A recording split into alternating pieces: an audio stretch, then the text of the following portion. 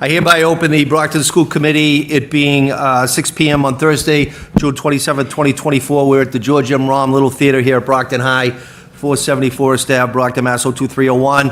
I will read the following into the record. Dear visitors, welcome to the meeting of the Brockton School Committee. This agenda is what will be discussed this evening. Please note that the hearing of visitors is included. If you have a statement or question, please give your name to the secretary. Mrs. Campbell has given me the signed in. In addition to attending, the public can view this meeting via television on Comcast Channel 8 and also the 1071 HD version, and online via the following link, which is www.youtube.com/TheBrocktonChannels. At this time, I would ask that we please stand and salute the American flag. I pledge allegiance to the flag of the United States of America, and to the republic for which it stands, one nation, under God, indivisible, with liberty and justice for all. I will establish a quorum. I will have to read the roll, as I do believe Mr. Gomes is via Zoom tonight. Mrs. Sullivan? Yeah. Mr. Gomes? Here. Mr. Vega? Here. Is Ms. Oliver via Zoom, or is she absent tonight? She's coming a little late. Vice Chair Rodriguez? Here. Ms. Azak? Here. Mr. Sullivan? Here. I'm here as well as the chair, and the clerk is acting. Superintendent James Cobbs is here as well. We've established a quorum. We will now go on to Agenda 2, which is the hearing of visitors. Again, I will read into the record, pursuant to the school committee policy, each person requesting to speak shall be allotted a maximum of 3 minutes. Since this period is limited to 15 minutes, a total of 5 people shall be permitted to speak on a first-come, first-served basis.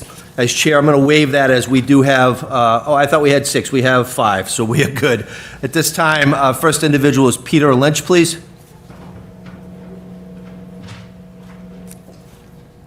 Good evening. Good evening.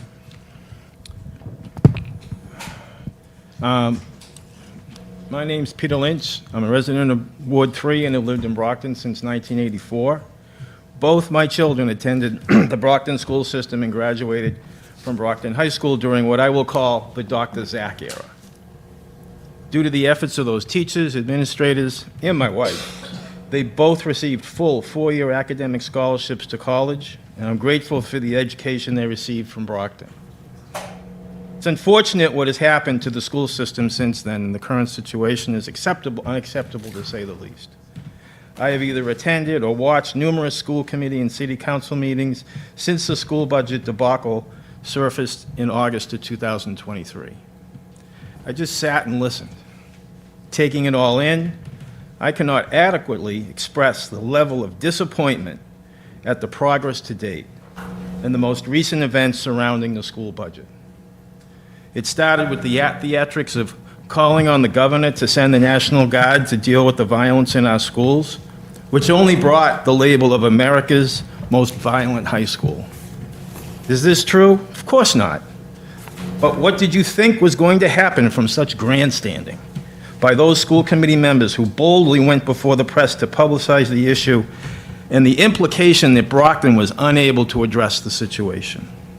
Next, the infighting over who should be the next school committee vice chair, which became the focus of numerous sessions over a period of 2 months. Then there was the prolonged debate over what to do about cell phones at the high school. And then there was the spending of 6 figures on a communications position in the middle of a budget crisis so we can use the media to paint a better picture. Then in February of '24, the report from Open Architects revealed that within the BPS there was budget mismanagement and inadequate fiscal controls, which led to significant deficits. Finally, last week, the school committee, by a majority of 5-3, decided to ask for an additional $6 million in funding above the number Mayor Sullivan had committed to the state, which averted state receivership. They did this ignoring the fact that the budget built around the lower amount was presented to the City Council for approval, and that the City Council cannot approve more than what was submitted to them. I have a copy of the BPS budget to review in depth and will bring forward my comments in the future. I am currently the Director of Finance for my company and have over 40 years' experience. I wish this was posted on the BPS website as a supplement to the city's FY 2025 budget, but it was not. As a taxpayer, I do not have a great deal of confidence in this body, and based on what I have seen and heard. The mayor and city council seem to have limited authority to institute change within the school system. Unfortunately, at this point, I feel state intervention may bring better long-term results and meaningful change, understanding the pain it may bring in the short term. This may be what's best for the students. Thank you for the opportunity to speak. Thank you. Before we go on to the next person, I just want the record to reflect that school committee woman Oliver is here as well tonight. Next person, I'm sorry if I say your last name wrong, Robert Cardente. That's perfect. All right. That was excellent. Thank you. Good evening. Hi, my name is Robert Cardenti. I'll start off by just thanking you. I was a school resource officer for 7 years. I worked in the city of Pawtucket for 20. I retired as a detective for the major crime unit. I did 7 years with the state police, internet crimes against children task force. Very challenging environment that you're working in. Very difficult time. So I appreciate your time. I am fortunately doing something much easier now. After leaving the state police, I'm a factory representative for a door and hardware company, Assa Abloy. I represent many of the products that you have in your building. I don't sell a thing. I am not a salesperson. I am familiar with the challenges of budgets. Ultimately, my goal is to make sure that you receive adequate representation. If you decide to purchase items, whether you purchase items from us or not, that has nothing to do with me, but I certainly have your best interest in mind, or else I wouldn't have taken this position. I was going to sit on a beach and just relax for a little while, but I have to stay busy. So Miss Campbell was kind enough to leave my contact information. I just thought it was important to put a face with a piece of paper. Everybody I've dealt with, and I'm going to use up my time just to actually give some kudos, because I've been to Brockton many times, and everybody I've been talked to at this high school and in the city of Brockton, whether it's on the phone or in person, and I like in person, has been extremely professional, extremely kind. I think I was a little taken back because I'm coming from a very different environment. So I understand the struggles of working in an inner city. I worked there for over 20 years, but I appreciate your time. If I can assist you in any way, meet with you, I welcome your ideas, because I'm new to this field, but certainly I'm driven to still help people in a different capacity. So I just wanted to introduce myself, and I thank you for your time a lot. Thank you, sir. Thank you. Thank you. Mr. George Brickhouse, please. George Brickhouse.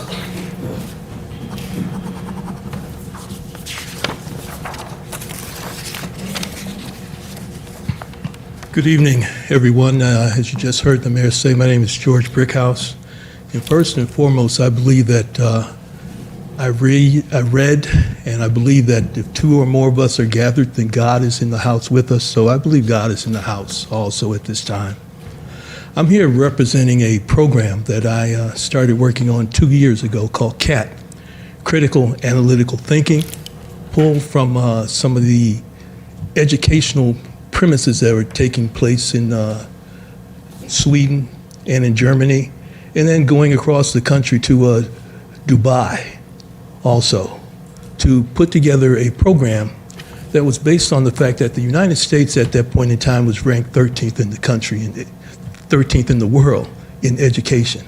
And you would think that the United States, 13th, in other countries being ahead of us. So I took some of their best pieces and put together something called critical analytical thinking, which I think is really a ground sake for Brockton at this time.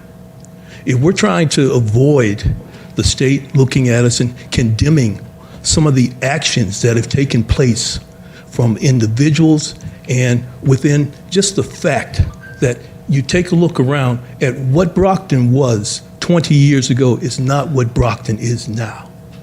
And critical analytical thinking addresses cultures. We have different cultures in Brockton right now.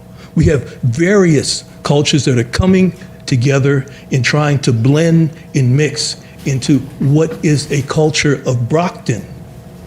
Because that's what the bottom line is, to make Brockton not what it was, but what it can be and what it will be if we can all come together and work on this. Yes, budget realities are real. There's no question about that. Money's being spent here and there. And mismanagement is yesterday's news.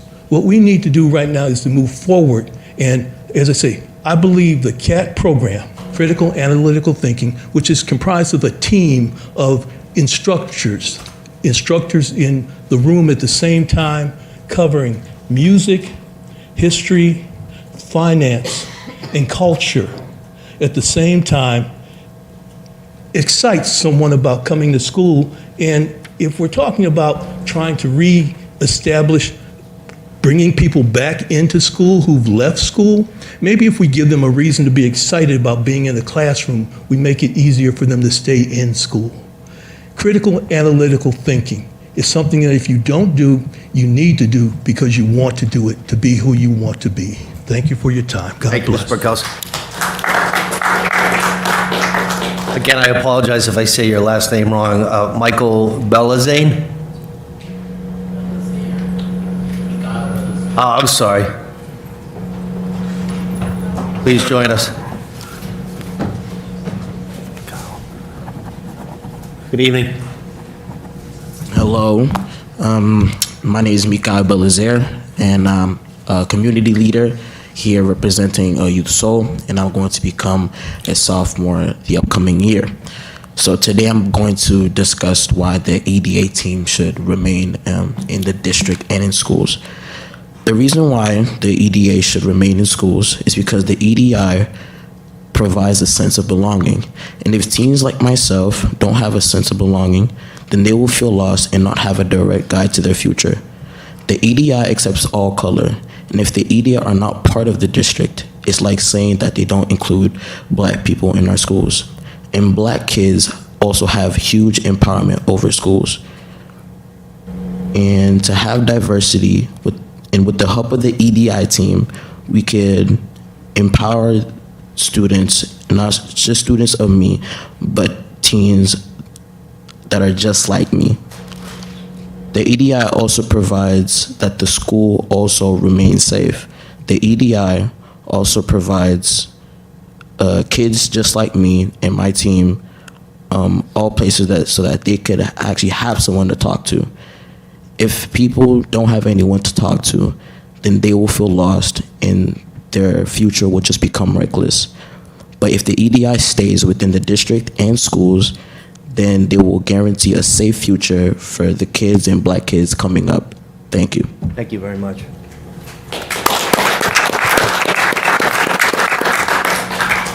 Last hearing a visit is Mary Lastavita, please.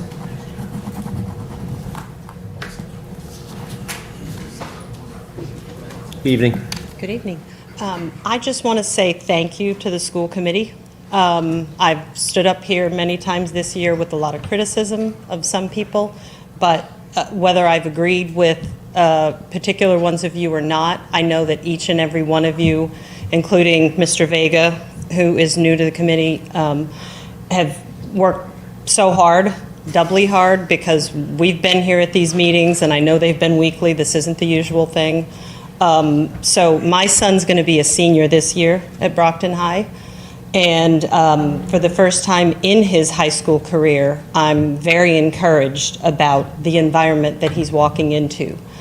So thank you very much for your work. Thank you, Mr. Rodriguez, Vice Chair, for your integrity through everything that you've been through. And I want to thank Dr. Cobbs, who I think a lot of people don't understand your role as acting superintendent, the limitations to it sometimes. I was at that school committee meeting last week. That was offensive, the way you were treated. And I just want to say that I appreciate you and I appreciate all of you. So thank you. Thank you. This time we'll go on. That concludes Agenda Item 2, Hearing of Visitors. We will now go on to Agenda 3, which is a report of Superintendent of Schools, Dr. James Cobbs. Good evening. Item A is recognitions. The first one, I'll call on Dr. Michelle Connors to introduce the Do the Right Thing team for recognition. I say it every time. You all know there's never a microphone I shy away from. But in this case, this is not my story to tell. So I'd like to bring to the podium Dr. Eliza Wilson and Miss Jody Nelson to share some exciting student recognition news from our middle school students. Thank you. and I've waited to get on the agenda because this is going to take more than 3 minutes. My name is Dr. Eliza Wilson, and since 2006, I've served as the vice chair to Do the Right Thing Boston. And so for the past 18 years, we have been Boston-centric. And until this year, we have grown and matured to become Do the Right Thing Massachusetts, because I was able to convince our national office and leaders that we must include Brockton as our first expansion city outside of Boston. And I also live here in Ward 4, so very committed to Brockton. What you should know is that we are a 100% volunteer-led organization locally and nationally, have a presence in 26 cities and states across the country. I also want to acknowledge our primary funder. I know they're watching, the Kuwait America Foundation, who since 1996 has been supporting the national campaign to stop violence and is committed to reducing youth violence in communities all across America. This is as a show of gratitude and friendship from their country to ours, for our service and friendship during a time when their country was in great violence and conflict. And so to say thank you, may the children of America never know violence. And so for the last 18 years, along with my colleague, mentor, and chairman, Dr. Keith Motley, with our team of committed volunteers, including a licensed educational psychologist, we have continuously provided a platform to amplify youth voice and elevate it, giving agency to young people as they grapple with concerns they face and experience relative to violence in their community. And we invite them to consider what they can do and propose solutions to youth violence in the context of their own community. And to do this, we ask 3 questions. What is youth violence? How have I been affected by youth violence? And what can I do to reduce violence in my community? All written student submissions are read, and our national ambassadors are selected by a panel of local volunteer readers. Student submissions are also analyzed to determine themes by classrooms as the reported causes of youth violence. Solutions are also tracked. Not only does Do the Right Thing give us incredible insight into the experiences and perspectives of our young people, we also learn firsthand and hear the recommendations that they have to offer. And as policymakers, I urge you to become familiar with the perspectives of young people and their vision for community solutions. In education, we call this a virtual learning cycle. And in other industries, they call this internal controls. Do the Right Thing does not happen without a strong and committed school leadership team. And on behalf of the National Campaign to Stop Violence and Do the Right Thing Massachusetts, I extend my deepest gratitude and appreciation for Dr. Connors and Ms. Jody Nelson from the Brockton Public Schools. Without your expert leadership this year, it's been many months, many months. And so without your leadership in the Office of Teaching and Learning in 6 through 12 here in Boston, Do the Right Thing would have not evolved to Massachusetts at the level that Jody brought us to. We've become the 8th grade civics project for Brockton, but your growth mindset and vision have deepened the learning opportunities for students, and that is extraordinary. And doing this work, I completed my doctoral studies doing this work, so this was really fun for me. And this level of integration and inclusion of this writing program has raised the bar nationally. Mayor, no other city that I've seen in 18 years across this country has included Do the Right Thing in such a comprehensive civics program than the Brockton Public Schools. And so something which, even taken further, because we know we're preparing our 8th graders for the Massachusetts requirements of 8th grade civics, as stated by Governor Baker in 2018. And so I celebrate and honor Dr. Connors and Mrs. Nelson's work, and I look forward to building beyond from our pilot year and to the next years.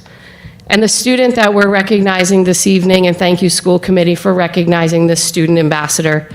This student was selected as an ambassador to represent Brockton and Massachusetts.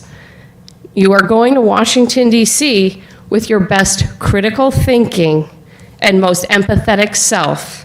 of responsibility to engage in meaningful conversations with ambassadors from all over the country. And yes, your work will be published in the Library of Congress, and we know you'll be learning many things, you and your fellow ambassador from Brockton, and so that when you return, we can learn something that you can share with us from Washington. And so thank you for your courage, to our 8th graders who all participated, for sharing and your incredible contributions to solutions. And to the classroom teachers who embraced Do the Right Thing and spent their professional development trainings with Dr. Motley and me, and if anyone knows Dr. Motley, we can make for an exciting evening. And so I just want to say thank you to the teachers, because whatever is said in the news and around, I sat in those classrooms and I know how ready they are, and our 8th graders, as we are preparing for our rising freshmen, I see Principal McCaskill, we know what our young people are saying the causes are because of the work you endeavored to do in Brockton, so thank you. And so also with us this evening, I have really royalty in the world of school psychology. Angela, your father founded the school psychology program at UMass Boston, which is the greatest school. And I believe he held license number 2 in the Commonwealth. Yes, he did? Yeah, because he stepped... He wrote the licensure. And he let his colleague get number 1, and he stepped back for number 2.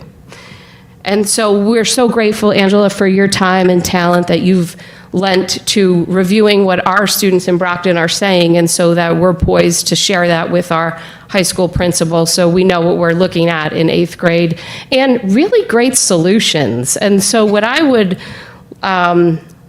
like to ask, perhaps, is that when our ambassadors return from Washington, D.C., that's when we have our Kuwait flag raising day. We ordered one. Because I know you were doing that. I know you were doing that, and it was tough with the holiday the next day because the facilities at UMass was going to get me one, but it closed. So what better way? And then when we can take a book of solutions from Brockton students and present that maybe at City Hall for everyone to see.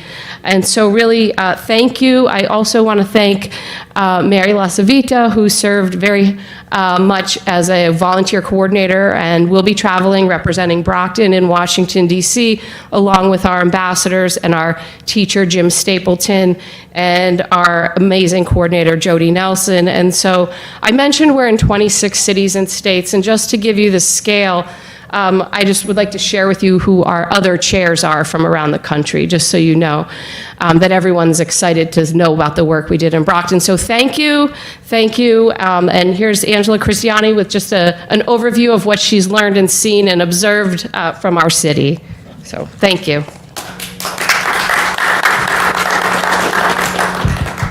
I have height. Hopefully everybody can hear me. Mr. Mayor, Mr. Superintendent, it's a pleasure to be here. A little bit about myself. I am a school psychologist. I am licensed. I hold my certification through the Department of Ed. And as Eliza said, my dad did found the school psych program when Boston State College closed. And it's a very small world. Dr. Connor's grandfather is Dr. Jay Connors, who I remember as a child and worked with my father. The world is indeed very small. By a bit of background, I did dance professionally with Boston Ballet. I am a former guidance counselor. I became a school psychologist. My father suggested, give it a shot. I am a labor leader. I have served as the elected political director of the Boston Teachers Union, and I've served as a lobbyist in the Commonwealth of Massachusetts, Safe and Supportive Schools. I was one of the 4 lobbyists alongside Mass Advocates for Children, who I know Ann Eisner, and that group was down here. They were my right arm, and they are the people I learned from greatly. So it's the ultimate of integration for me, and it's a pleasure, and I look at things through a very different lens. I know this is labor-friendly, and I look at, my dream has always been able to put it together so it's like a nice, neat little bow. Everything that we do is about the students. I see the students, I see my father. My father was that student. He did everything for us. But some of what I'm hearing, I'll give you an overview. Your students are resilient. There's an innocence no matter what they've experienced. There's still a core of the students. I feel like I know these students. I don't know them. I like the students whose essays I'm reading. there wasn't one essay in the personality, because that's my training, is to analyze, that I didn't like. So I see that. I don't know the names, and I honor the confidence of them being, entrusted in my possession. But they're resilient, they're learning a lot, they care, and I was very impressed when I came down with Dr. Wilson and Dr. Motley, your energy of your teachers. They weren't burnt out. I see what's in the news, I know what's happening in the Commonwealth, that's been my life. Some of what I'm seeing in the essays, I'm seeing, I'll just give you a highlight, bullying, some domestic violence. I say at the outset, nobody's in crisis, nobody's in danger of hurting him or herself or others, so I say that. But I look for themes. Community violence, I do see depression and suicide, peer conflicts, psychological harassment, emotional impact, gender-based violence, the fighting, sexual harassment, verbal, cyberbullying, and they talk about trauma, and there's an understanding. And one thing that jumped out at me was they talked about IQ. So, of course, me, being me with my training, I'm interested in the IQ. And they talked about low IQ, and I think what they mean is low emotional IQ. So, in the students in their essays, some of it was fiction, some of it was in poetry form.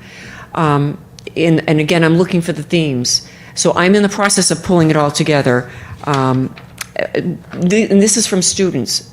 Violence disproportionately affects communities of color, largely impacts immigrants and people of color. They've come up with loads of solutions. They talk about love as being a powerful weapon. It's not what you expect to hear from teenagers. 8th graders is not what you expect. You can see my notes. Okay, so I was also trained in curriculum-based measurement. I was part of the team that did that, dibbles and all that. I was part of the instrumental team. But I want to there was one student who talked about the integration. I'm like, really, this student could have been alongside me and Mass Advocates for Children lobbying at the State House. They talk about the solutions. They talk about integration. And one student, I have highlighted it, the health sector has a fundamental role, although it's not the only sector that must intervene. This is from one of your students. There are opportunities to intervene early to reduce the burden of youth violence and homicides in young people in regions across of the Americas. For example, integrating violence prevention into broader efforts to improve the health and resilience of children and adolescents. This is precisely why I volunteer. And the only other thing, Boston Ballet, I didn't know what I was getting into. When I became a school psychologist, it was just suggested I might be good at it. It was my father. And same thing with the Boston Teachers Union, in doing that work. I wasn't your typical labor leader, certainly, because I worked on safe and supportive schools. But safe and supportive schools, this is the only other thing that, to quote my godchild, lit a fire in my belly. Because this integrates everything. And I know the programs that Brockton has.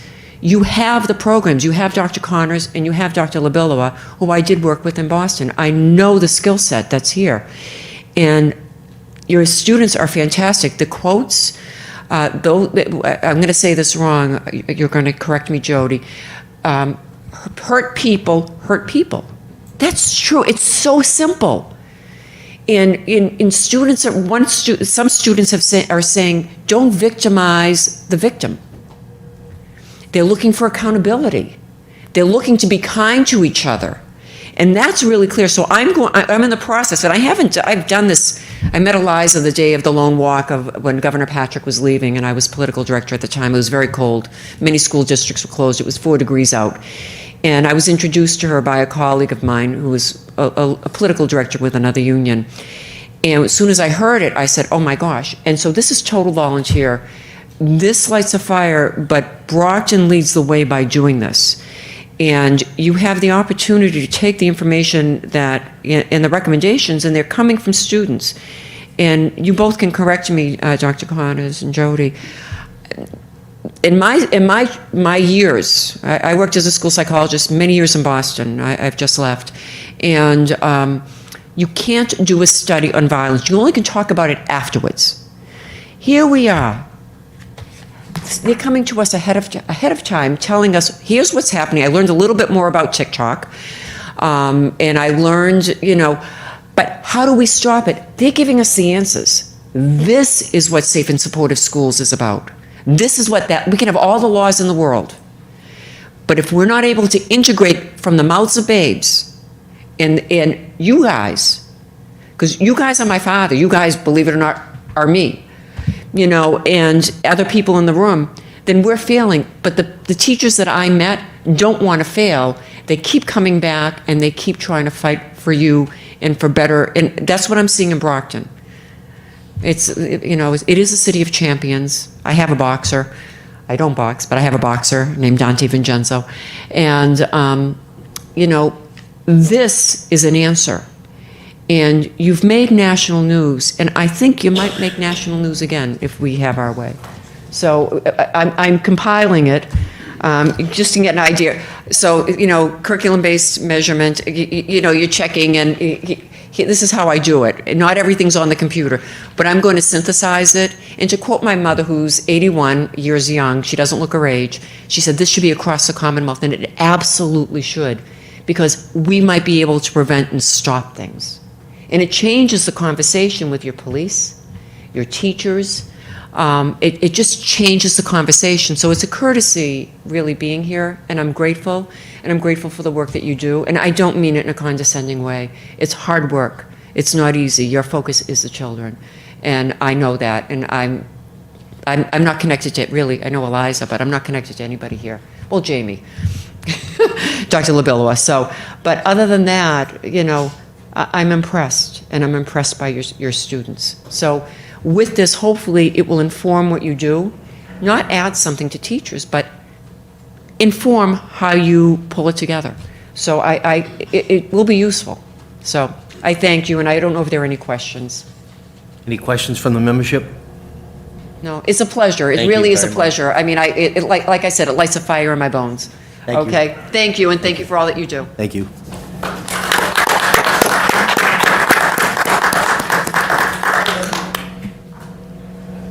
I don't have much to add.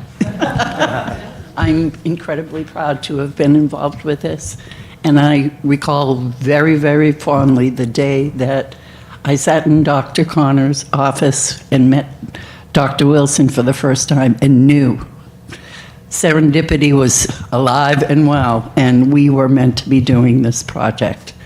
And the way that my teachers responded that same day, they met Eliza as well, because I had a department meeting and I switched gears and we started that day.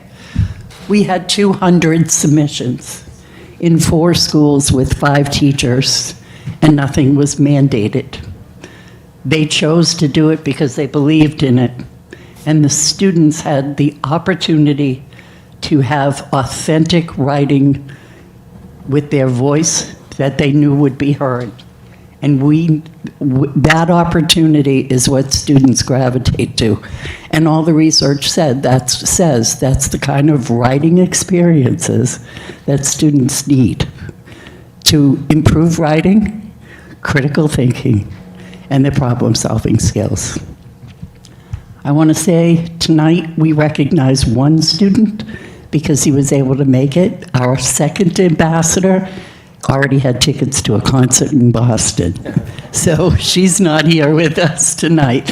Her name is Neilani Andrade, and I would like to please introduce Niall Alfama from South Middle School as our ambassador, going to Washington, D.C., and coming back with lots of information for us.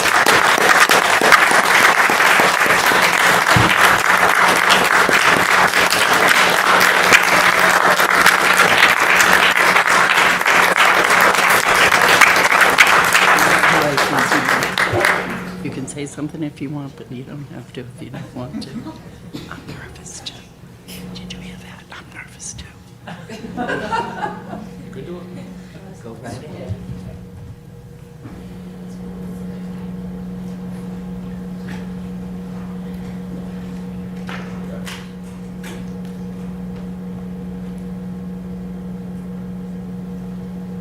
Hello. I am Niall Fatma from South Middle School. Today I am here because I was chosen as one of the ambassadors for the Do the Right Thing writing.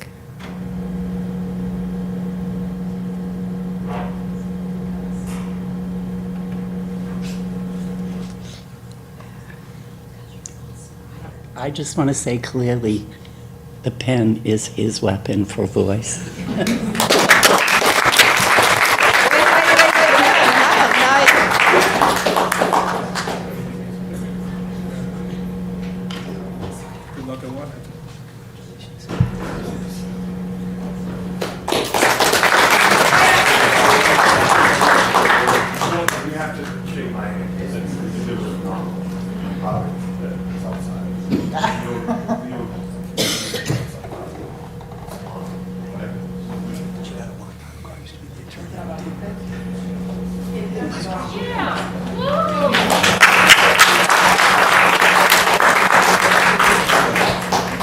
Good to see you.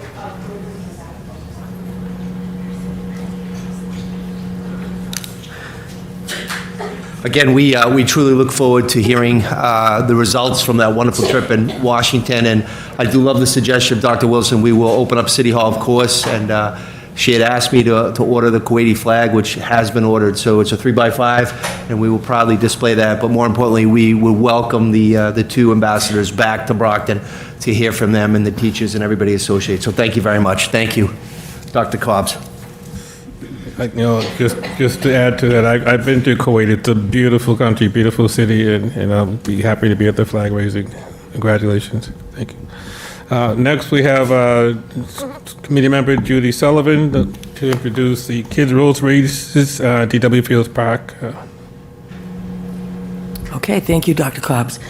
Tonight, we wanted to recognize and honor the Kids Road Races coordinators. And just a little blurb from the Enterprise article, April 17th.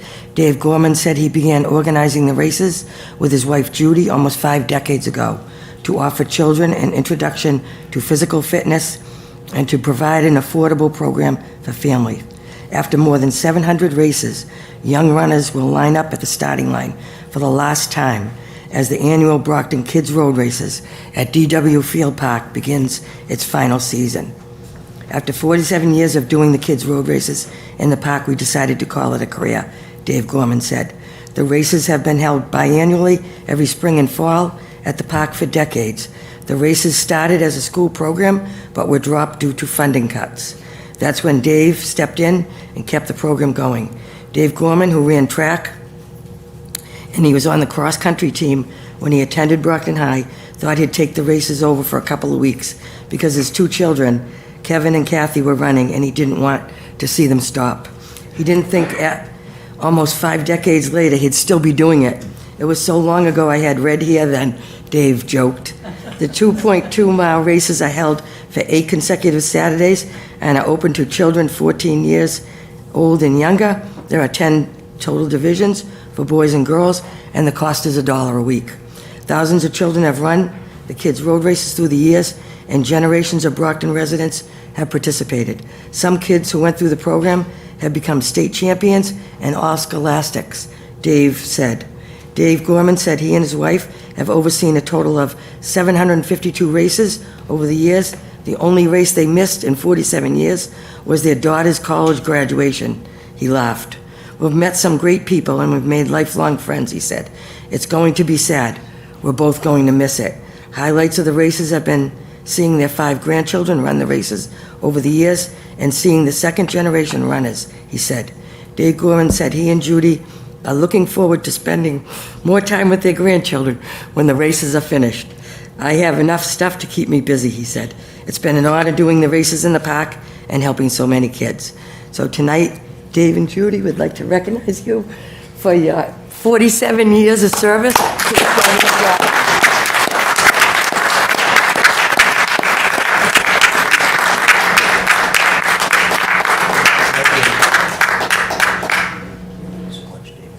Thank you. Just for a minute, we've done these road races for 47 years, but not only have we done the road races, we've been ambassadors for Brockton High. We're the Boosters Club. We're in the Boosters Club.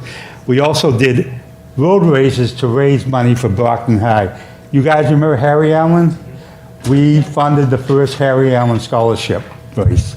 We also, Joe Lamar, you guys, Joe Lamar, we funded him to go to Barcelona to win, to go to the Paralegal? Yeah, The Special Olympics, okay? And just so many things. We've done the Jingle Bell Run in Brockton for 21 years that raised approximately $30,000 a year. And so we love the kids' road races, but we got hooked into this other stuff, and we always did it, and always did it for no fee. We did it free. The phone rings. I'm scared someone's going to ask me to do something else, but I'm happy we did it. We're sad, but in the past, Bob, you were up there.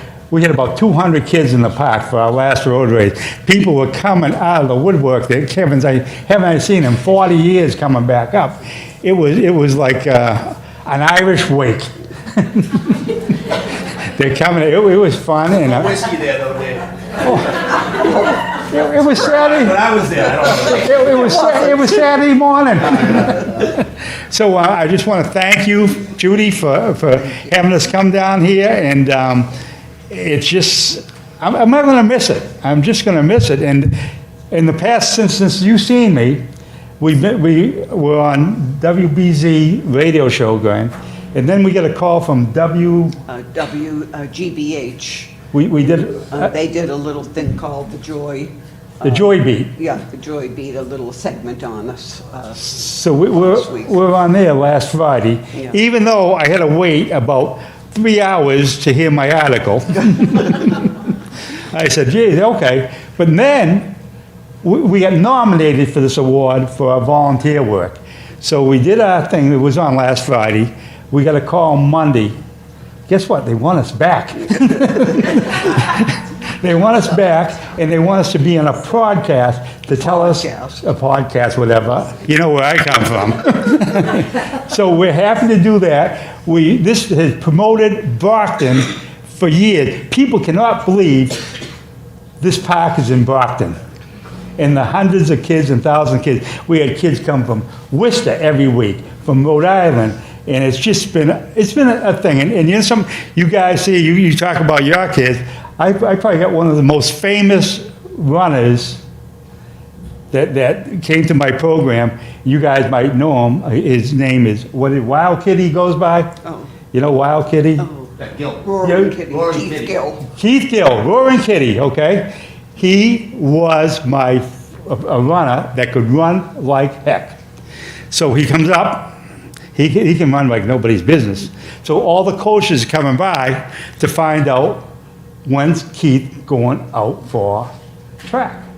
I grab Keith. I said, Keith, the coaches are calling me. They want to know if you're going out for track. He said, no, Mr. Gorman. I said, what? He says, nope, I'm going to play baseball. Okay. I said, you can't play baseball. He said, but I want to play baseball. So make a long story short, the kids that ran in my races, if they won their races, I got a deal with New Balance. They get a pair of New Balance sneakers. Okay, so he got a new pair of New Balance things. He goes to baseball practice. I don't want to put this down. The first day of practice, somebody steals his new sneakers. Okay, now he asked me, called up. He said, Mr. Glover, so I called New Balance. I got him another pair of sneakers. So he went out, you know, he couldn't play baseball practice. He had to go run track. So he ran track, cross country. He did it for 4 years. The sneakers never lost a race, okay? He got a full ride to Stonehill College, okay? Him and his younger brother just went along with him, and he got a full ride to Stonehill College. And then he went on, he graduated from Stonehill College, and went on to into the, I guess the stock market or something like that he was in. And before you know it, I get a call. You're going to, unbelievable. I get a call from Wall Street Journal. They said, I got this tip. They said, anybody in Brockton that runs, they have to go through you. So what do you know about this Keith Gill? I said, he's fast. He's fast. So he went on, and he got into the stocks. He developed this thing called Wild Kitty, a thing brought off of GameStop. I don't know, you might have read about him. He to a tune the first year, made over $64 million, okay? They made a movie about it. They made a movie for it, yeah, he was on a movie on it. And so, well, I'm happy, I got interviewed by the Wall Street Journal. But I mean, this is the type of kids we had. Everybody we had, my son's a hell of a runner, my daughter, and every kid that comes through, the runners are disciplined. And they do well, they're usually National Honor Society. My son was a National Honor Society, graduated from Brockton High. You'd be interested, now he's associate principal at Attleboro High School. So he kept an education, and he couldn't believe, I told him I was going to school committee meeting. Yeah, what are you going to do there? I don't know. I can talk about running, but I just want to thank you, Judy, for having us here. I like it, and remember, bet on a runner. They're fast and they're smart. Thank you, everybody.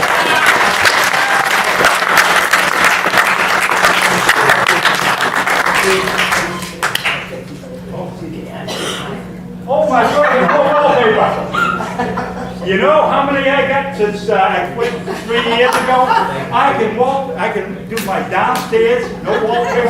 You said you're going to pay me. No, would you pay me? One last thing, I got this final letter. Bobby, you must know Dave and Louise Spillane.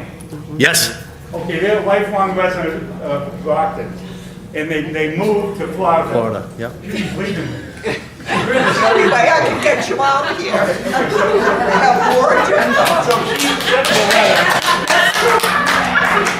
she sent me a letter this week thanking me for doing the kid road races, and she said her granddaughter ran first race when she was 4 years old. She's Dave. She just graduated from University of Miami. And she got there on a full track scholarship. Yeah. We love it.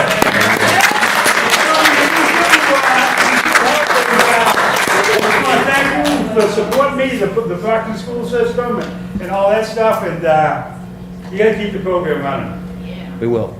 You got to keep it running. And but you got to do it my way. Every kid before $10. Buck. Every kid got to get a trophy and a T-shirt and a ribbon every week. And pizza at the end. That's all I want. Thank you so much. Thanks, David. Okay, thank you. Thank you. Thank you for putting up with me. Judy left me. I got the keys to the car. I'm smiling around.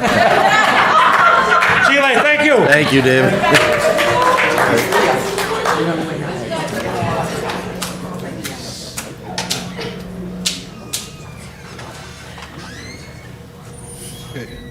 Next item on the agenda is the recommendation to approve the change to the 2024-25 BPS academic school calendar being resubmitted for approval.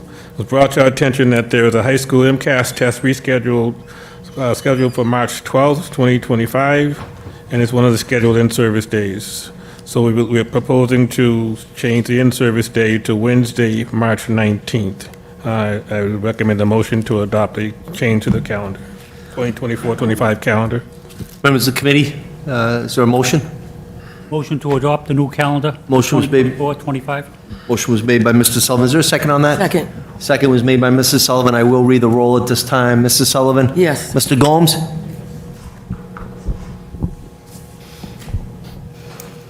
Mr. Gomes? I'll move on. Mr. Vega? Yes. Ms. Oliver?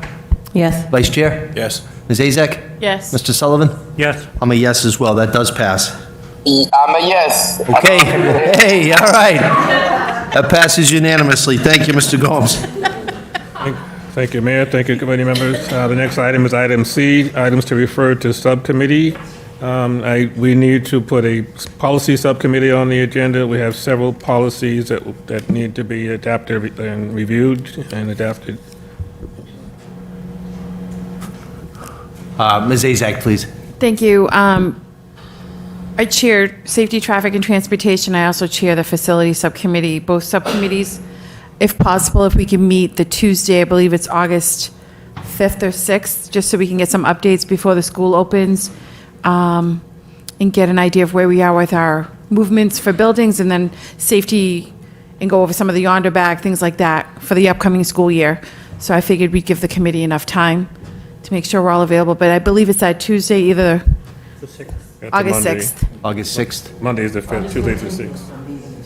Yeah, this is a subcommittee meeting, Mrs. Sullivan. So Yeah. August 6th. Yeah, if we can- Do you want to designate a time at this point?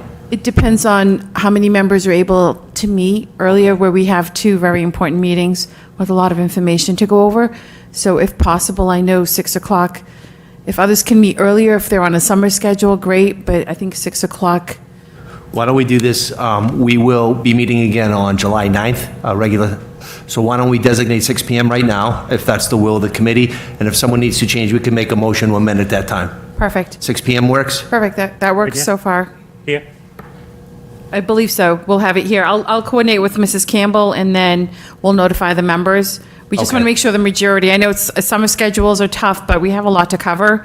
And we need to schedule these, so we, like Dr. Cobb's mentioned, we have to work on the policy subcommittees, safety, traffic, transportation, facilities. There's just a lot that we need to cover before the school year starts. So we will put it as Tuesday, August 6th at 6 PM here in the Thank Romm you. Little Theater. Thank you, Ms. Azak. Vice Chair, relative to policy, is there a specific date you think we should contemplate at this time? I would take the recommendation from Dr. Cobbs. How soon do you want some of these policies enacted on? Is there something that we can do on the 13th, or do you want to meet before this August 6th?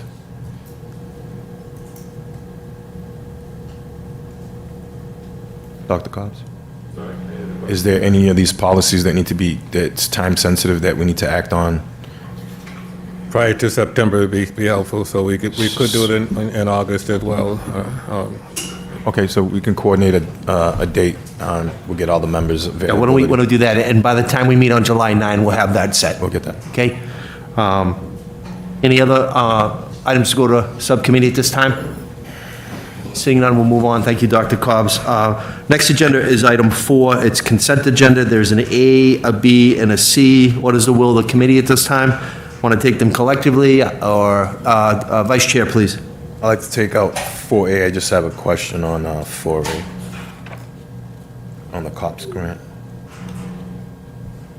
Take out I'm sorry, 4A? Yes. Okay. Okay. Any other members at this time? B and C? What is the will of the committee? Make a motion to accept B and C. Second. So motion made by Mrs. Sullivan, it was properly seconded by Mr. Sullivan. Before I call the roll, I'll just read it into the record. B is the request for authorization to submit proposal and expenditures of funds, community-oriented policing services, COPS, COPS, School Violence Prevention Program, SVPP grant in the amount of $500,000 even. C is the acceptance of human resource notifications, leaves of absences, resignations, and retirements. I have a motion on the floor, it's properly seconded. I'll read the Mayor? roll. Mayor? Yes. Mr. Rodriguez, I believe he meant B, and it's number 4A, correct, Tony? I thought he meant a consent agenda A. I thought so too, but it says 4A. On mine, it's listed 4A. Is this the one about the Everett salvage? No, this is the COPS grant. Oh, it is? Yeah, it's letter B, attachment 4A. Huh. Enclosure, enclosure B, 4. B, yes. Oh, it's Sorry, I'm okay, sorry. it's B on the, yeah, B. okay. So, My apologies. so no worries, so why don't we just do this for procedural? If Mr. Sullivan and Mr. Sullivan, if you don't mind revoking your motion and your second at this time. Withdraw the second. Okay, can you withdraw your motion at this time, Judy? So the vice chair has asked that we take B out. So why don't we address B at this time? Again, it's for request for authorization to submit proposal on the expenditures of funds. It's the COPS, School Violence Prevention, SVPP grant in the amount of $500,000. Vice Chair. Thank you. A question that I have here is at the bottom of the first paragraph where it says, this includes installations of entirely new security cameras, serve infrastructure for both the district and I have a problem where it says the city police department. How is this like a partnership, or I'm just trying to. Go to hear you. Can you speak into the microphone, please? I can't hear what you're saying up here. I'm asking, Thank you. in 4A, it's saying the city police department, is there a partnership included in that? Yes, it is. Like, they helped to write this grant, to had input into this grant. So, okay, all right. Yeah, that was a question. Just Thank wanted you. to make sure that, when we talk about Schedule 19, with those dividends, look for the school district. Yep. Is there a motion relative to, on our consent agenda, it's B. Is there a motion relative to a vote on B, which is what the vice chair has asked us to take out? Can we take a motion on that, please? Motion to accept B. Motion made by Mr. Sullivan. Is there a second, please? Second. Second by Ms. Azak. Again, we read that into the record. I'll read the roll at this time. Mr. Sullivan? Mr. Gomes? Yes. Mr. Vega? Yes. Ms. Oliver? Yes. Vice Chair Rodriguez? Yes. Ms. Azak? Yes. Mr. Sullivan? Yes. I'm yes as well. B does pass. Relative to consent agenda for A and C on the agenda, what is the will of the committee? Motion to accept A and C on the consent agenda. Motion was made by Mr. Sullivan, properly seconded by Mrs. Sullivan. A is the acceptance of donation Everett Salvage Yard to the BPS CTE Auto Tech Program in the amount of $1,000 even, and I've already read C into the record. I have a motion, it was properly seconded. I'll read the roll. Mr. Sullivan? Yes. Mr. Gomes? Yes. Mr. Vega? Yes. Ms. Oliver? Yes. Vice Chair? Yes. Ms. Azak? Yes. Mr. Sullivan? Yes. I'm a yes as well. A and C have passed. We will now go on to Agenda 5, which is unfinished business discussion and potential vote, MassCore vote. So I'd like to have Principal McCaskill and the Brockton High School leadership staff address the committee.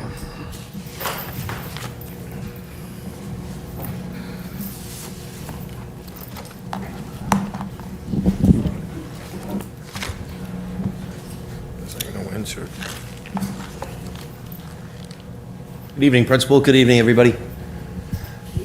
Good evening, everyone. And as you know, a few weeks ago, we gave the first reading of the MassCore requirement that we're looking at installing at Brockton High School for the 25-26. It was a slideshow presentation. We do have it tonight if it is needed for your review. But we're here to answer any questions that may linger from that last conversation or ones that have just popped up. Thank you, Mr. Principal. Any membership want to see that again? Mr. Gomes, you're not here in person. Would you like to see that again? Yes, please. Yes, you would. Okay. If we could tee that up.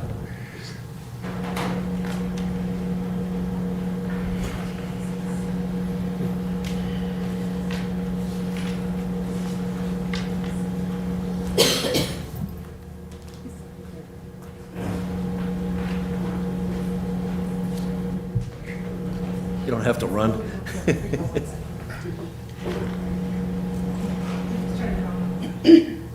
Well, Mr. McCaskill, technology don't get that. Thank you very much. All right. Go through together, Mr. Gomes. Sure. All right.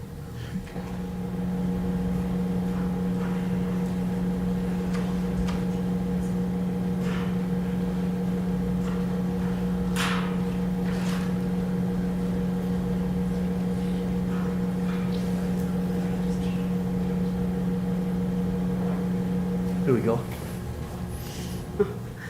All right, so just to review, MassCore is a state-recommended course of study for graduation for high school students. Our desire is to move towards this course of study as the graduation requirements for Brockton High School for the 25-26 school year. It doesn't differ in a great way from our current graduation requirements, but what it does include is 1 unit of art and 2 units of language that aren't currently part of our requirement.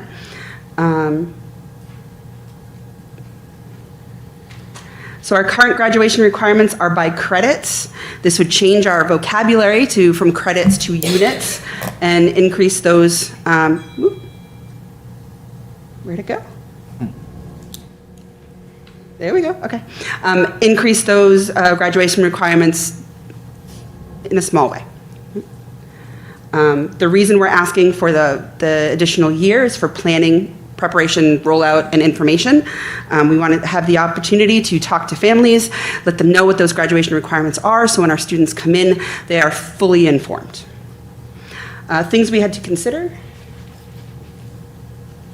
The considerations that we have to think about during this is that we currently have a 6-period day. There are individualized student considerations. This will affect our ML population, our EL learners, as they do have additional required English coursework. There are staffing implications to this. It would require some additional staffing to make sure that we're able to cover all of these classes. We talked about the tracking student progress in Infinite Campus. There is a way for parents and students to go in and look at their academic plan progress. It's a very small picture, but counselors, teachers, and administrators have the option to print the planner for individual students and monitor where they are in terms of the graduation requirements for MassCore.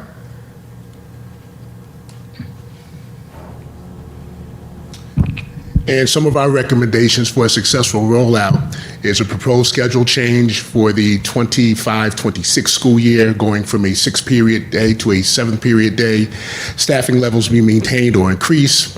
A year to plan, and that's what we're looking for 24-25, to be in alignment with MassCore, and proposing 25-26 implementation for freshmen.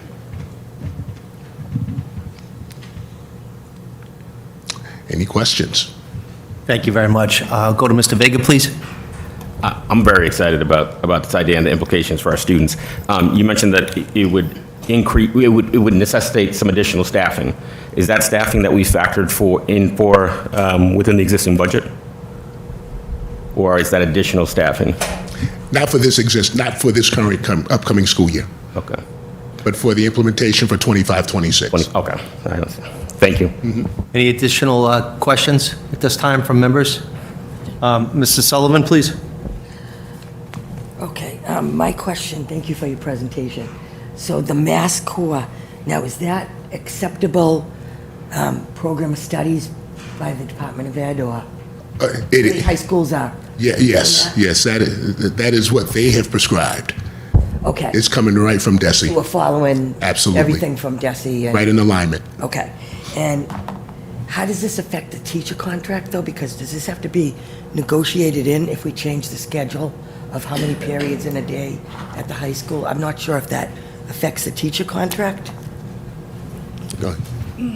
Please, absolutely. So a joint labor management committee was formed and has spent the year working together to come up with a proposal for a schedule. That proposal, as much as I would like to share, I can't because it's currently under negotiation. So just know that it is both the union and our side that well, I am union, but it is all of us that came to the table to kind of talk about what that schedule would need to look like. And we're hoping that with the negotiation happening now, it will hopefully pass for 25-26. Okay, thank you. You're welcome. Mr. Gomes, any questions?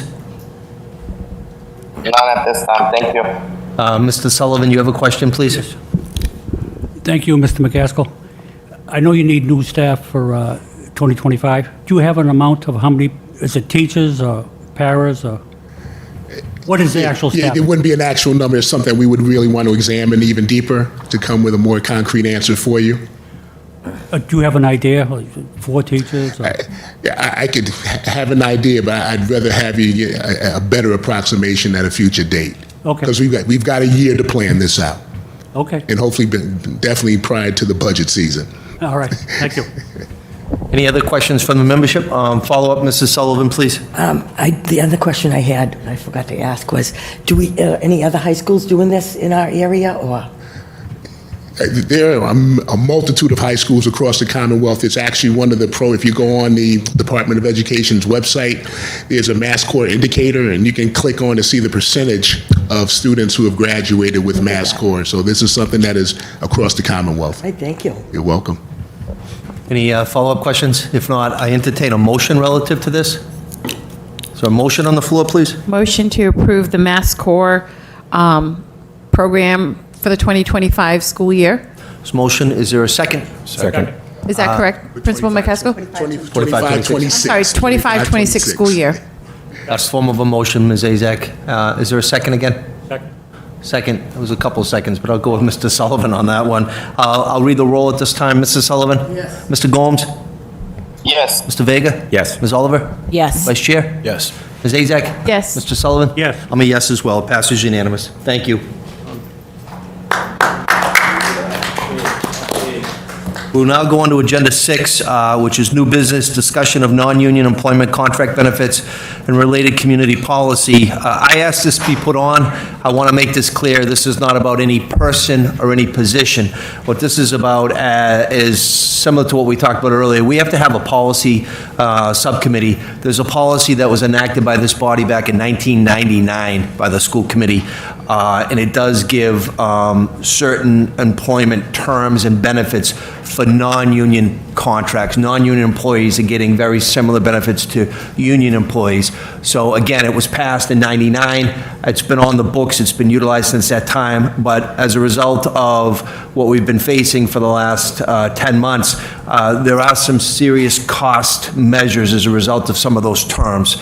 So this committee, I believe, as the chair, need to discuss potentially updating the policy since it was so long ago. But we need to do it we needed to do it in an open session because it was passed by the body. It has been enacted. It's been utilized since that time. And I just think that we need to continue to have discussions. Both Dr. Cobbs, the vice chair, and myself, we've been on many, many, many Zooms and in-persons with the state. They're aware of some costly terms as well. We're not talking about CBA contracts. We're not talking about negotiated collective bargainings in good faith. These are non-union employees that are getting similar terms of collective bargaining. So again, I just throw it out there as a discussion point. At some point, the policy subcommittee, in my humble opinion, should take this up. Dr. Cobbs, any thoughts at all? Okay. Vice Chair, any thoughts? I think we just need to work with legal counsel, and we're involved with the city solicitor as well. Pull up this policy, get the members to look at the policy and read it and understand it and see what this body wants to do moving forward. Thank you. Thank you. And we do. I just want the record to reflect Kevin Bresnahan, Attorney Bresnahan is here tonight. Thank you, Attorney, for being here. Any other thoughts or comments relative to Agenda 6? Mr. Gomes, since you're not here, any questions or comments relative to Agenda 6? Not at this moment, thank you. Okay, we'll move on to 7.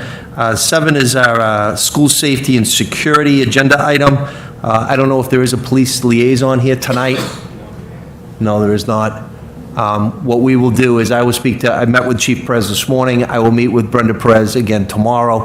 I will make sure that either she or a designee will be in person on the July 9th meeting. So we can now move on.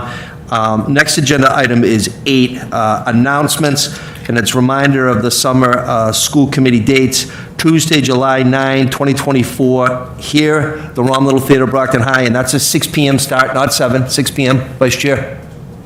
On the 9th, we're correct. Going to move that 6 p.m. to 5:30. Correct. I'm sorry. Members, if we can reflect that, and I'm going to entertain a motion because we had taken a motion and passed a vote to do summer times at 6 as opposed to 7. Could we entertain a motion to change the time from 6 p.m. on July 9th to 5:30 p.m.?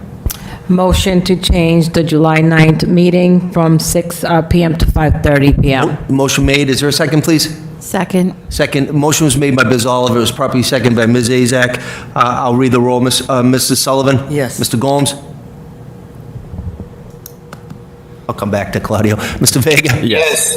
He got it. All right. Mr. Gomes voted yes. Mr. Vega? Yes. Ms. Oliver? Yes. Vice Chair Rodriguez? Yes. Ms. Azak? Yes. Mr. Sullivan? Yes. I'm a yes as well. So again, I'll read that. Tuesday, July 9, 2024, here at BHS Romm Little Theater, 5:30 p.m. start. The next matter is Tuesday, August 13, 2024, here, Brockton High, Romm Little Theater, 6 p.m. start. Is there a motion to approve that? We don't really need it because it's already on the books. Yeah, we already did that, so we're good. Just to let you know, 5:30 on the 9th, 6 o'clock on the 13th of August. And again, we will have a date confirmed for the July 9th meeting relative to policy subcommittee. And again, the vice chair, the chair, Azak, has already designated the 6th of August as subcommittee. Ms. Azak? Thank you. I just want to double check. Do we already have our first meeting of the school year scheduled? So that Tuesday's election day, the 3rd, do we have it already scheduled on a calendar to have it? Is it going to be the 4th, that Wednesday? We have it, Mrs. Campbell confirmed. I just wanted to make sure, I wasn't sure if we needed to vote that in as well. Thank you, Mrs. Campbell. Thank you, Ms. Azak. Any other announcements relative to Agenda 8? Seeing none, we'll go on to 9. Vice Chair? All right, get this mic on. So last night, myself and Representative Oliver and Gomes, we attended the annual Discovering Justice Gala. Great event, a lot of attorneys, and it's always amazing how Brockton, I know some people like to say that we did a grandstand when we requested the National Guard, but just to speak upon the Discovering Justice is that Brockton is always highlighted. The second event that I went to is it's just amazing just to see students, when we talk about civics within the 8th in the middle school, that's grown into getting into the justice system, that it's not always a negative and there's positives in there. I just, talking to the principal and got an email this morning from Judge Fentress, and I think that the district has a great opportunity to expand that. Dr. Connors, I will send that email to you if you want to speak upon it, as well as to make sure that we can grow that into the high school, because some of these students that are doing this Discovering Justice program is in the middle school and they're moving in to the high school. It's kind of a vague point, but I'll let Dr. Connors elaborate on the Discovering Justice. So kind of the good with the bad, right? So this is a grant-funded program, and the good news is we received additional funding for next year to expand to more middle schools. We were going for all 7 middle schools. I think we only are able to move into 1 more at this point because funding post-COVID is now starting to dwindle, but in speaking with Brian Cassell, who is a teacher at Promise, who really was kind of our first boots on the ground with Discovering Justice at the middle school and is kind of the pioneer that helped us grow it. He and I were speaking last week when I was at a visit at Promise, talking about the need to bring it to our high schools. So that is absolutely there. And so I look forward to, in the fall, working with both Jody Nelson for the middle schools, Stacy Medina, who's our coordinator for social studies 9 through 12, and the building principals to talk about, seek out additional grant funding to expand it to our high school level. Because yes, our middle school students, some of whom by the time they get to high school will have been involved with Discovering Justice for 3 years. And so to then not have it available in 9th grade or beyond would be a disservice. The wonderful challenge we run into is judges and attorneys. There's only so many, and their time is very, can be limited because they're very busy people as well. So we know that Judge Fentress is a phenomenal advocate for us and is constantly tapping her colleagues and attorneys on the shoulder to say, hey, come join us. So we're very appreciative of that. Thank you.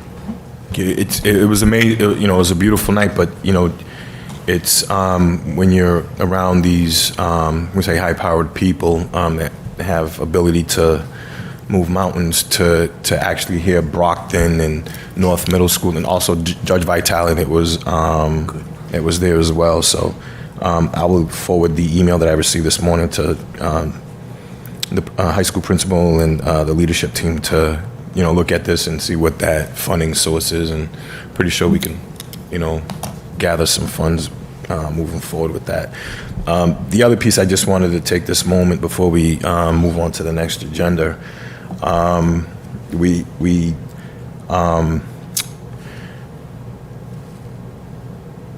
budget hearing that we had at City Hall wasn't a budget hearing. I'm going to be the first one to speak because some people want me to speak, and I'm going to speak anyway.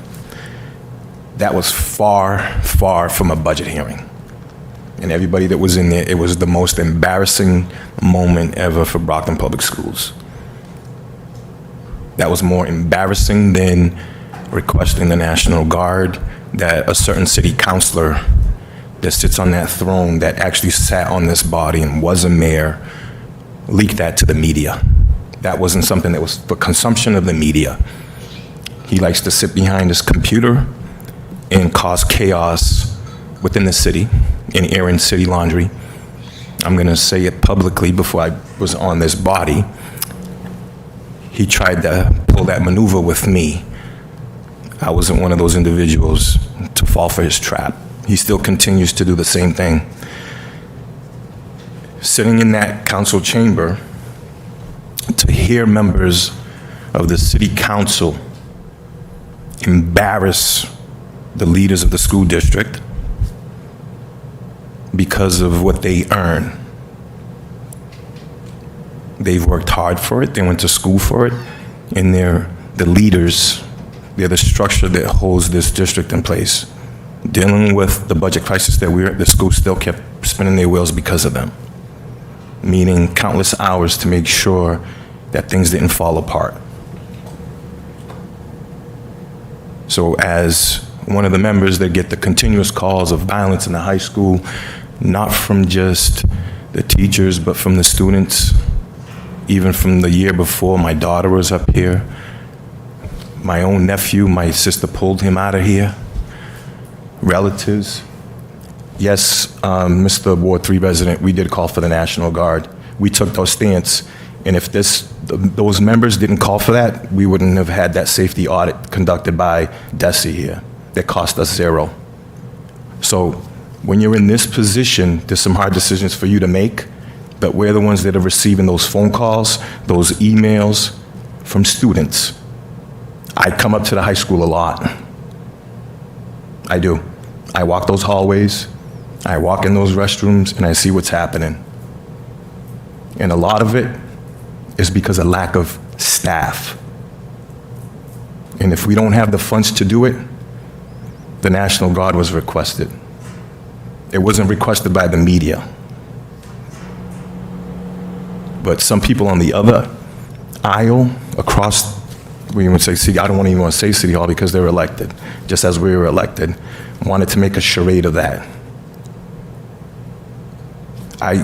It's uncomfortable to sleep to knowing what's going on in this high school. It is, and it's a small number. So we have to do and work our corners however it seems necessary to make sure that we make this school safe. It's not a prison. We didn't ask for armed guards to come in here. I haven't seen anyone in this community, the most important part, come here and speak about our budget. But they stood outside in front of the high school. They took that moment of fame to be on the media and use it for their political gain in their little inner runnings. Where are they now? We called them for support. Nobody spoke about how the National Guard was driving our students across the Commonwealth to school. Nobody had an issue with that. So if you have an issue with the National Guard making sure our students are safe, you have a lot of soul digging to do. You really do. This body has changed. This isn't the 70s, this isn't the 80s or the early 90s. There is more diversity here now, and the city's demographic has changed. So I don't know what shell or what zone that you live in, but take a walk around the city and see the changes. Walk in the schools, talk to the educators, and make your assumption. I'm an elected individual, I only need 51 votes, 51%. The budget hearing, it was very, very embarrassing. It wasn't even a question, there was not one relative question about our budget. Not one city councilor asked about student achievement, but belittled the staff members that work in the district. Asking somebody what type of degree do they have because they're in a certain department. What qualifications does it make you to be a city councilor or a school committee member? You're an elected person and you have to make those decisions based upon those professionals. Has the school committee in the past made some mistakes? Yes. Some of us call them out and we have to fix it. We know we have to fix it. But I cannot sit here and and it's not the whole council. We know who they were. They spoke loudly and they continue to speak loudly to basically say that we don't know what our jobs are. If I could remember this body, you have to take the chart and the course within your first year of being an elected official. We have an educational tool, they don't. What's happening, and it's sad to say, what's happening in the city of Brockton is that you have certain elected officials, because they've been in a position of authority for a long time, failed to do what they didn't do that created this. And they're trying to shy away from what's going on in their own governing body. And I could sit here and say this. The school committee is not under an investigation, but I can't say that for the city council. And I will say this publicly. I speak on facts and merit. I don't shoot from the hip. I will have the last laugh. That is facts. And I speak on facts. So for those members that continue to say we need to work together, do not throw rocks from a glass house. Because I will not support any member, any elected official that continues to belittle another governing body. As I said, we do not answer to them. And for members here, we all have relationship with city councils, and if you think that it's a joke and it's funny and you want to share information from this body, you might as well just run for city council. You really do. Individuals know who they are. You've been here for a long time. Those questions that are being asked now should have been asked when you first got on. I will ask those questions all day, every day. I'm here for a specific reason, is to make sure that the students get the quality education and making sure our schools are safe. There was a comment that Mr. Farwell stated as a cult. Called us a cult because you have one individual in here that runs to this individual and shares a lot of our information that we have, including our executive session meetings that the council president actually told me. That individual needs to be reprimanded, and I will file some ethic charges against that individual, and I will say it publicly. That's not the way we govern here. Never had an issue. Always rubber stamp things. I'm not a rubber stamper.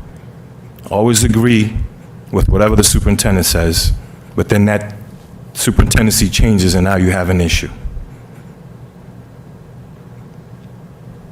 I don't know how you can look yourself in the mirror, but you really need to do some soul searching and ask yourself if you've been doing the right thing and representing this community the way that you're supposed to be representing this community. Respect is respect. Acknowledge those that send you emails and text messages regarding school issues. That's what it's about. He made a comment that this body threw the mayor and the city CFO under the bus. This body did not throw the mayor or the CFO under the bus. We have three functions: hire and fire the superintendent and supervise them, create policy, and craft the budget. That's where it's at. The school committee crafts the budget. Some of you have said, I've done 11 of them. In those 11 years, did you actually craft those budgets? I asked those questions. It's the committee. We're the ones that make those cuts. What we submit. 226, I understand there was some time constraints. 226 wasn't what was voted by this body. What should have been submitted was 232, and those cuts could have been made. And I understand because I was in those meetings, and I know where the city stands financially. But it was poor management by a governing body. Mr. Vice Chair, if I could, just through it was you that said, and you made it clear that the mayor is allowed to submit it and I stand on that submission because that's the number we gave, and you were on those calls, Mr. Vice Chair. I did not deny that. Thank so you. you submitted a budget, but what I'm explaining is that the budget is crafted by the school committee, not just by the mayor, but you submitted a number that the committee didn't, and that's where we only disagree, because a lot of people think that we don't agree on things, but that's where it's at. But guess what? The city council just didn't approve raising fees and taxes and all this other stuff that they just did. They were told to do that. That's their job. It's their job when you approve funding for the city, for you to monitor that. You can't hand out money and not monitor it. The weekly Munis report, they started receiving it after us. I requested that 2 years ago. So you ask who's doing their job?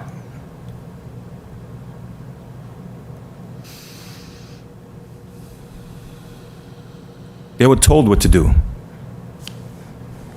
We don't just want money. We need it. There's a reason why I'm in this position. Everybody has their calling. I don't owe anybody nothing, and I will make it clear again. Vice Chair, Ward 4, Representative, because that's what our title is, I do not control the school committee. I do not tell Mrs. Oliver how to vote, or Mrs. Azak or Gomes or anybody. They're their own person. If you ask for my opinion, I will give it to you clearly. But this is a message to the council as a whole.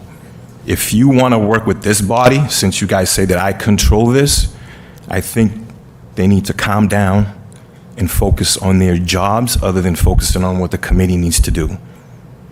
Because this body does not call them out during the meetings. We rebut what they say. So I'm not going to take any much more time because I could keep going on, and I know. I had two announcements as well. First one is a very positive announcement. The MSBA finally took a formal vote. The vice chair, myself, Dr. Cobbs, Trish Boyer, who's here, Megan Bridges, solicitor, Troy Clarkson, CFO. We were on the board meeting yesterday at 10 a.m.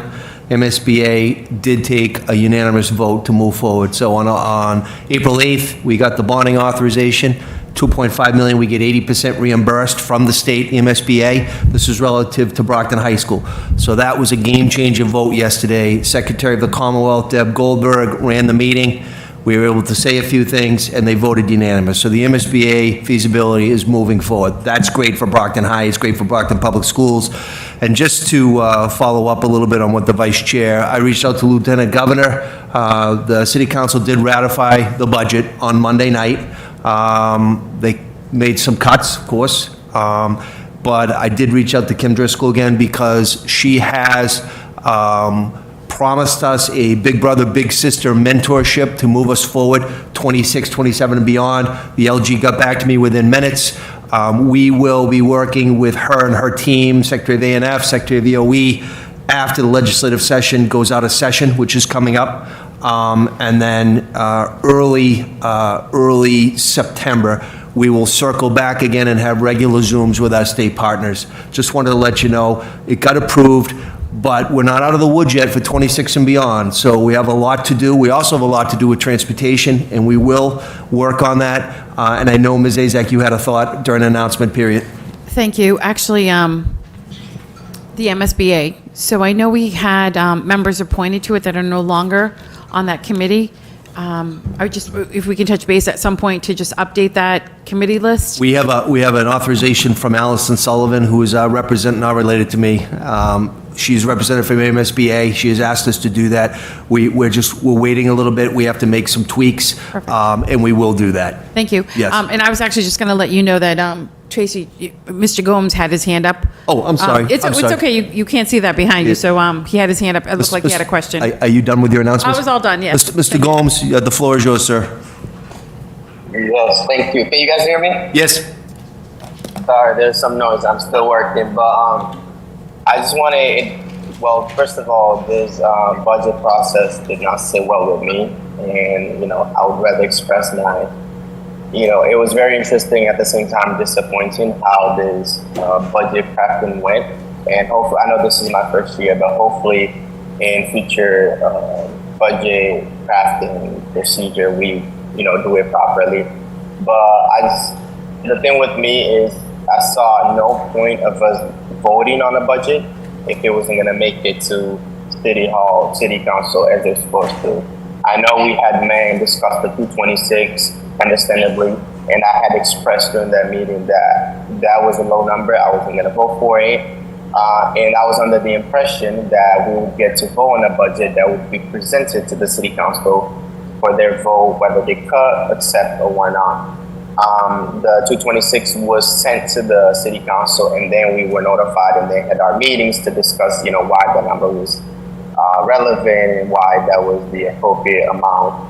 I just was very uncomfortable with the amount that was sent. I thought we had a saying on how much we would request, and I thought the fact that we voted on the budget when we did in our last meeting to be sent to the City Council, the 232, I was under the impression that would be the number that would be presented to the City Council for a vote. And finding out that it was 226 was just disappointing. The other thing too, I know Tony already mentioned this, so I won't go over it too much, is it didn't feel like a budget hearing. That was a crucifixion, for lack of a better term. And I know for example, in our executive sessions, we say, if this is the purpose of the meeting, we should only talk about this. They went way beyond talking about the budget. And for, no going back and forth, I would just say they should have stuck to the point. Look at the budget, how much we need, how much, discuss the budget and vote, an appropriate amount. But the main thing for me is the amount that was presented to the City Council. I'm still very disappointed. It's bothering me to some extent that I can't even describe. And I see no point of the school committee voting on a budget if it wasn't going to make it to the City Council for a vote. Very, very, very disappointed. And if the case was that we were approaching a deadline, we should have had a special meeting, as we do for so many matters, and vote on a budget, because we never had a say on the 226. Yes, this is your budget, you should send it to the City Council. It was sent to the City Council and then presented to us. Very, very disappointed still. I do appreciate all the work that went into, coming up with that number, but the fact that it was sent in without us, all of the school committee members taking a vote on that 226, honestly, is not sitting well with me. And I hope in future years, it does not work like this. We meet, we discuss the budget, we say what we think, we say why we think the number is appropriate, so on and so forth, and actually take a vote. Yes, this is the appropriate amount you should send to the City Council before our budget hearing. Mr. Gomes, I'll just answer your inquiry. The 226 was a number that avoided state intervention, and it avoided massive layoffs. So I'll stand by the 226. City Council does not have the ability to cut from the net. They can only cut from the non-net. But I do concur with you. This was not a normal year. We need to start earlier. We will start earlier. A lot of school districts start months and months and months and months earlier. And I think that the Vice Chair and I and Dr. Cobbs and the Cabinet and Open Architects and the CFOs on both sides concur with that. So this was kind of an abnormal year. But I will say that if 232 was submitted, we would not be in the situation that we are right now. That's a fact. But duly noted, and we'll move forward. No, I totally understand. I appreciate this as well. And I understand totally the work you guys put in to make sure the city was, in a good standard. The only thing, because I know the budget can still get cut, so it just feels useless. What was the point of us voting for a budget or anything like that? But understandable, times are different. But I would still like my voice to be heard, because I believe that 232 was appropriate and our students do deserve that amount. The fact that when we went to City Council, they mentioned that that number wasn't sent to them and they would only work with the 226 that were presented. I was very disappointed. What was the whole point of this voting for a budget? But I totally understand times are different. I would have liked to see that budget gone through the city council, or even for you, the mayor, to cut it and then send it to the city council or whatsoever. But hopefully in the future that's not the case. I agree, and I also know I made a pledge before all of you, before we took that vote, that if we get additional Chapter 70, and that's the hope right now, to get additional Chapter 70, we'll be able to utilize that in a beneficial manner for the classrooms, for the students and the staff. So, any other announcements at this time? I'll go with Ms. Oliver, followed by Mr. Vega, please. I just want to recognize, because I think they deserve to be recognized, and it wasn't recognized last week, Dr. Cobbs and the cabinet and the leaders, for all the work that you guys have done since everything came about last year, and how hard you guys have worked, the hours that you guys have put in to make sure the schools kept open and kept running with every bad news out there, and everybody basically thinking Brockton was going to explode. You guys kept it running, and nobody's really gave you guys credit last week, but tried to destroy your character and just picked at you guys like you guys are little kids. So I truly appreciate all the work that you guys have done since last year, and it's been really an honor to work since January, to be part of the team. I know we have our difference, but I appreciate the fact that we can work and keep Brockton School District moving. Another person that I really, really want to recognize, Ms. Boyle, the fact that they not appreciate all the work that you've done in the minute that you've been here, that you have been able to clean that office, and the grant work that you cleaned up for us, and the way you've been transparent, and we asked you, especially myself, I've asked you to be very transparent, and you were able to answer all the questions that we ask you, and I truly appreciate, and the hard work, because you have been doing the hard work. I don't know about the other persons, but I appreciate you because you have been in there and working, can't say the other word, but off, to get things done with your team with only 7 people to start, and now getting the grant person working and doing what she needs to do. Thank you, and I appreciate you, and also the team and the cabinet. Thank you, Ms. Oliver. I just want to say, I didn't do it by myself in a vacuum. The team that is still in the finance department has worked very hard.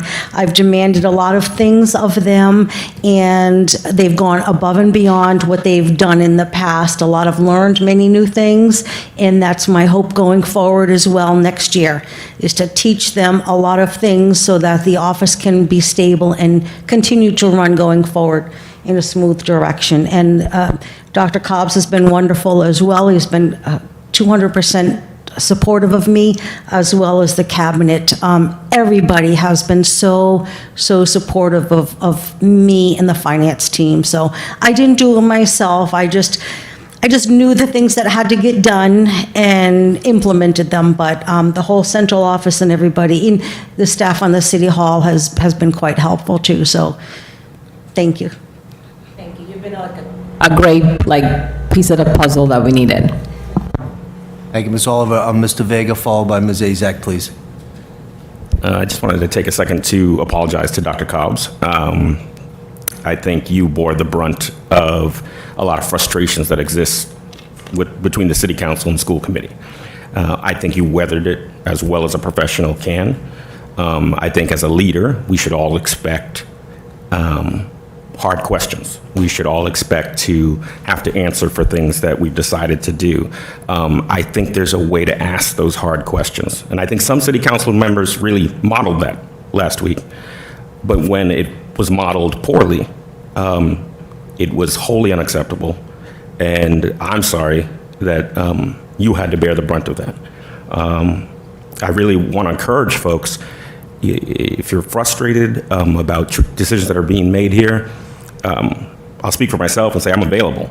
And there are some City Council members who have reached out to get a better understanding of why I vote the way that I vote, or what are my priorities, or what are my intentions. And then there's other folks who have never reached out, have never returned a call.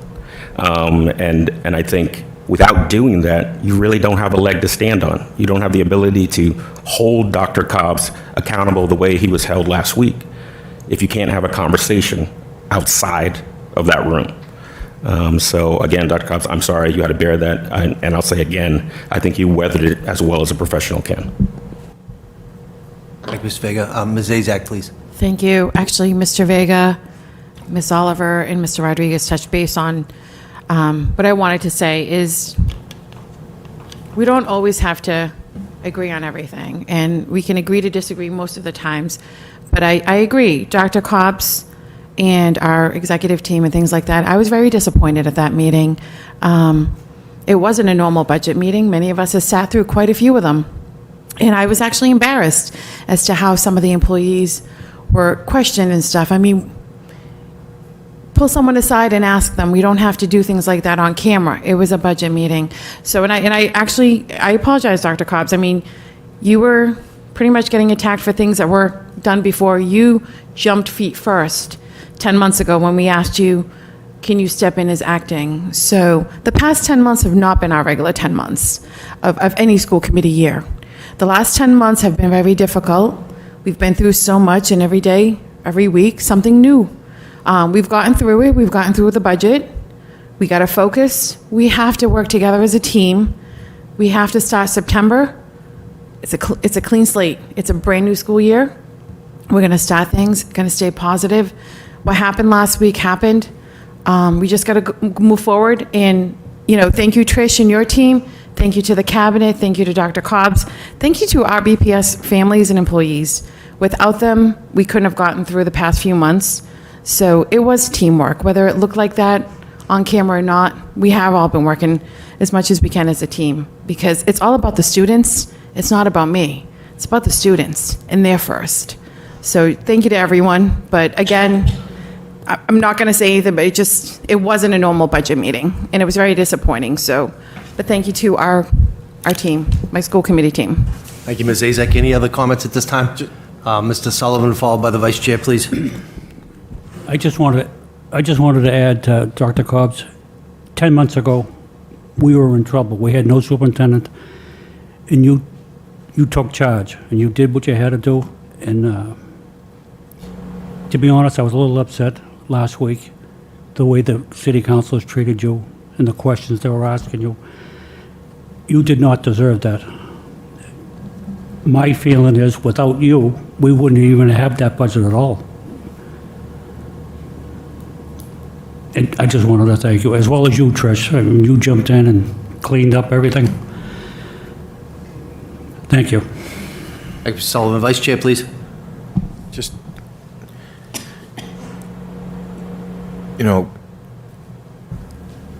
it's very upsetting, but not to keep dwelling on it, but I know this was the first time in speaking to Council President Moses Rodriguez and requesting superintendent and his team and the leadership of BPS and department heads to go in there and ask questions to answer, budget. When you say budget, it's what are you doing with this money? Where's it going? Like, what do you need? That's what it's about. But any of these our city educators, I wouldn't even want them going there next year again, because it's the same individuals. Why would they want to go there and get belittled? Nobody would want to go and do that. I'll make the recommendation that it's the superintendent and his leadership that go in there, and that's it, nobody else. They don't have to go there. It's a request. That's what people need to understand. So if they want to work together, they need to clean up their house. And yes, we have a lot of power. I'll say that again. The school committee has a lot of power. Some of us know, I know. Some of us are still trying to search for that power for a long time. My job is to make sure everybody knows that. And that's what some of them on that other side are afraid of. And I will be that guy. I'm glad I'm renting space in their head. Wake up and think about me or the school committee every day. That should have never happened. They should be ashamed of themselves. That was a request. And the council president had every authority to shut that down, and he didn't. He should know better. And we have a love and hate relationship. Well, to be nice, we'll argue, and he knows that, the mayor knows. But that should have never happened. If they want to move forward, we got to work together. I said it at the luncheon. Myself and Mr. Vega having conversations of how the city side, the school side can come in and combine some departments that can help the city finance. It's not just the school, it's the city as all, because we're a city, we're all in this together. So, yeah, it's a tough pill to swallow. So I'm pretty sure there's one individual that will, take the social media to air his frustration. But one thing is, you can go on his social media, and as elected officials, you cannot block anybody on your social media account. So that was passed. So, and hopefully he can unblock me, but I still get to see his page. He made a post that he's always supported Brockton Public Schools for whatever we asked. We've asked. We didn't ask. It's not a want. It's not, one said, you guys always want. No, it's a need. We need that. They need to understand what education is. I'm not an educator, but I self-educate myself and ask all the questions to make sure that I make the right decision. So the next chart in the course, I will invite every city councilor, and I want to see if they show up publicly. Show up and learn what education's about. Do a better job. Just don't accept funds and don't ask questions, because that was dictated. Thank you. But on another note, I don't know if Mr. Vega wants to talk about the mask out the floors. I mean, if you give an update on that. Sorry about that, putting you on the spot. Mr. Vega, please. I'm sorry. In the category of why Brockton's awesome, we recently were able to represent Brockton as part of MassCore's recent resolution meeting. Yes. Schools, committees throughout the Commonwealth submit resolutions that can then be taken up and possibly made policy throughout the Commonwealth. Our resolution was to raise the dropout age from 16 to 18.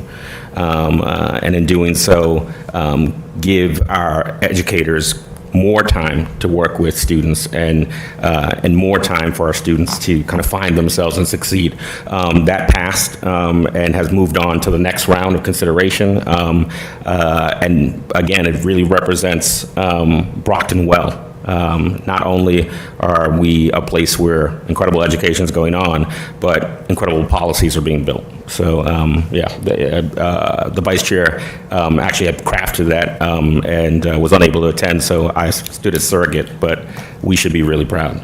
Again, Brockton's voice is out there, and we're policy builders. Thank you, Mr. Vega. Any other announcements at this time? If not, we're going to go on to the next agenda item, and I need to read it into the record. Number 9, executive session pursuant to Mass General Law, Chapter 30A, Section 21A2, to conduct a grievance hearing pursuant to the collective bargaining agreement between the Brockton School Committee and the Teamsters Local Number 653 International Brotherhood of Teamsters, the school bus drivers. Is there a motion to go into executive session, please? Motion to go into executive session. Motion was made. Is there a second? Second. Motion was made for the record by Ms. Oliver. It was properly seconded by Mr. Vega. I will read the roll right now. Mrs. Sullivan? Yes. Mr. Gomes? Yes. Mr. Vega? Here. Ms. Oliver? Yes. Yes. And yes. Okay. Vice Chair, please. Yes. Ms. Azak? Yes. Mr. Sullivan? Yes. I'm a yes as well. We will be going to executive session, and let the record reflect we will not be coming back into regular session. Thank you.